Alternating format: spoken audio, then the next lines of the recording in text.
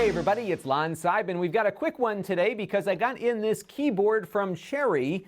This is their G80 silent red keyboard, and if Cherry sounds familiar to you, it's because they make most of the keyboard switches that are in most of the gaming keyboards that are out there on the market, but they also make their own hardware, and this is a new switch from Cherry that doesn't make as much noise. We're going to take a look at what this keyboard is all about here in just a second, but I do want to let you know, in the interest of full disclosure, this came in free of charge from Cherry. However, all the opinions you're about to hear are my own. Nobody is paying for this review, and no one has reviewed this content before it was uploaded. Now let's take a closer look at the hardware. These sell from anywhere from $135 to about $150. $135 was the price I saw on Amazon. And I took the control key off so you can get a look at the switch on here. And this might look very familiar to you if you've ever played around with keyboards that have Cherry mechanical switches. This is what it's got because they're making the keyboard. And these are their red silent switches, and they have the same actuation force as a traditional Cherry MX red switch. And I've got another keyboard here that I got from Corsair probably about 2 or 3 years ago now. These are using the traditional Cherry MX key mechanics to them, and you can hear the difference in sound when I type on this. Listen to this. So that's a regular Cherry MX red switch, and if we go back to this keyboard, you can hear that it still makes noise, but it's much more muffled because they've built in some sound dampening hardware into the switch itself, yet it performs the same as the MX red key switches do, which means the actuation force is identical on this keyboard as it is on their traditional clicky red switches. And that's great if you are used to that MX red feel. You'll get it again here with the same performance for the most part. The only big difference here is travel. So these keys travel 3.7 millimeters to the bottom here, and the traditional MX red switches go to 4 millimeters. And believe it or not, I can feel the difference. I type a lot on these mechanical keyboards, and the travel does feel a little less deep on this one than it does on that Corsair keyboard we just took out a minute ago. But overall, it really does feel like a traditional MX red experience with a lot less sound. Again, a little less travel on these, and the keys feel like they're cushioned just slightly as you push them down all the way. You get maybe a harder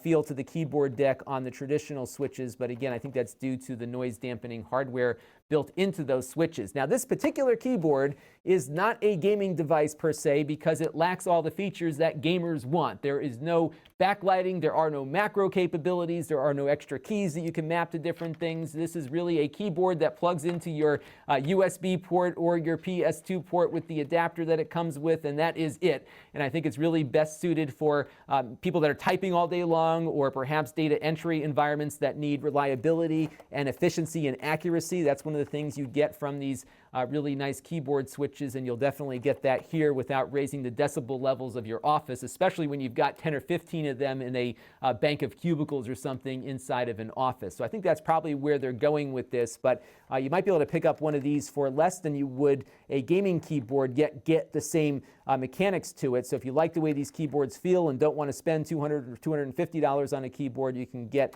the same performance out of here just without all the bells and whistles. A couple other things on this one. It's made out of plastic. It's not all that terribly amazing from a build quality perspective, but it does feel pretty sturdy nonetheless. It's a nice high quality plastic. And what's funny is that they didn't put any guides over the F and J keys here to line your fingers up for the home row. I am a touch typer. I've been a touch typer for a long time, and you don't get those little nubs on the F and J that you get on many other keyboards. So if you look on the Corsair keyboard here, you can see there's a little notch here on the F and J to help align your fingers. But I have been able to align pretty nicely on here because I kind of feel out where the caps lock key is. And they actually changed the size of the F and J keys slightly. They have a little bit more of a deeper concave to them. So they did that versus the notch. But they did put a notch on the 5 key for some reason. So I think maybe there's a tradition in some of these business keyboards not to put a notch on the F and J, but that was one thing that I noticed, and it wasn't a big deal, but if you are always looking for that notch, you're not going to get it on this particular keyboard. So that's going to do it for the Cherry G80 Red Silent. Again, no frills, but you are getting the MX Silent switches here, which are a lot quieter without sacrificing a lot of what you like from the MX mechanical switches that make more noise. This is Lon.TV. Thanks for watching. This channel is brought to you by the Lon.TV supporters, including gold level supporters, the Black Eyed and Blues Music Hour podcast, Chris Allegretta, Steve Blixt, Stanley Taub, and Kalyan Kumar. If you want to help the channel, you can by contributing as little as $1 a month.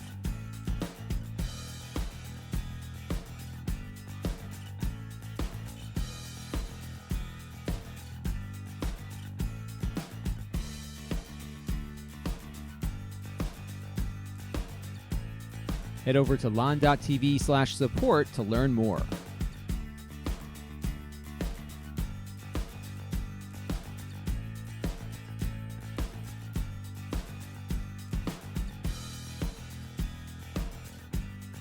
And don't forget to subscribe. Visit lon.tv/s.